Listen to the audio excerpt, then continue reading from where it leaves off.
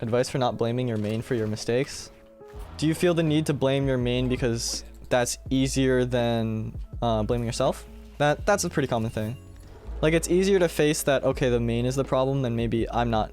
Like, the main is the thing that's stopping me from getting better versus, like, something that you're doing is stopping you from getting better. That's pretty common.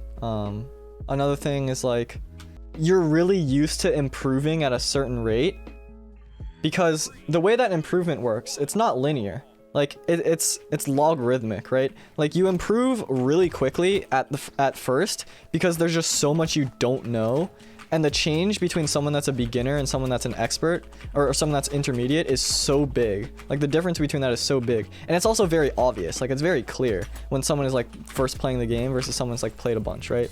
So like when you first start improving, you improve pretty quickly, and so you get used to that and you start having expectations of like, oh, I should be improving. This is what improvement looks like, you know?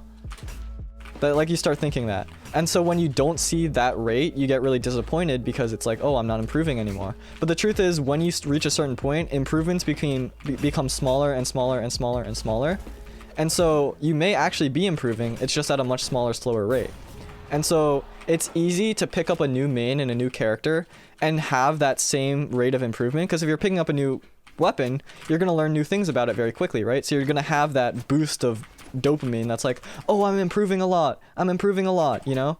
But it might actually just be that same thing where it's like you're learning something new, and because of that, improvement is more recognizable, and so you just get like really used to that feeling of needing to get that like quick release of play one day and then see a huge difference, versus like putting a lot of time into one thing and then the differences get smaller and smaller, but over time you get like more adept at it, you know? It can be really addicting to pick up a bunch of new characters because of that feeling of learning something new quickly. And so like you may play a character for a little while and then you hit a wall and you're like, oh, this character is holding me back, and you pick up a new character, and then the same thing happens, the cycle repeats. That's pretty common.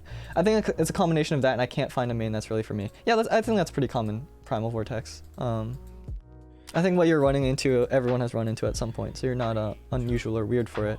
I think it just takes some being a bit introspective about why you're doing what you're doing, and then from there you can make a choice for yourself. It's hard for me to answer because I don't know your individual situation, but hopefully what I described can maybe give some ideas and stuff.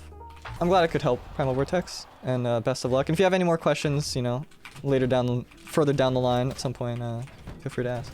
Yeah, like going from level 50 to 51, that's a great example, Emerald Word. I like that a lot. I'm gonna use that. Going from level 50 to 51 takes way longer than going from level 4 to level 5. I like that a lot.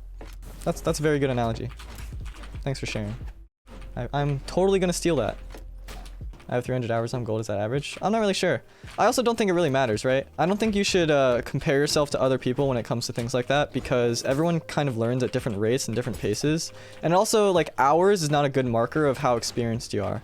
It's a solid marker. It's not a bad marker, but it's also not a great one, right? Because, like, how many of those hours is dedicated practice, right? Like, if someone grinds 50 hours of super dedicated practice, super focused, you know, watching replays, paying attention to their mistakes, you know, yada yada yada, that is way more valuable than like 500 hours of just playing passively. But also, that could not be the case. Maybe for some people, 500 hours of playing passively, they get that knowledge. So I don't think you should compare yourself to other people based on hours. So 300 hours for gold, yeah, that's great. It's just where you are at the moment, right? And then you work from there. That's the way I like to look at things.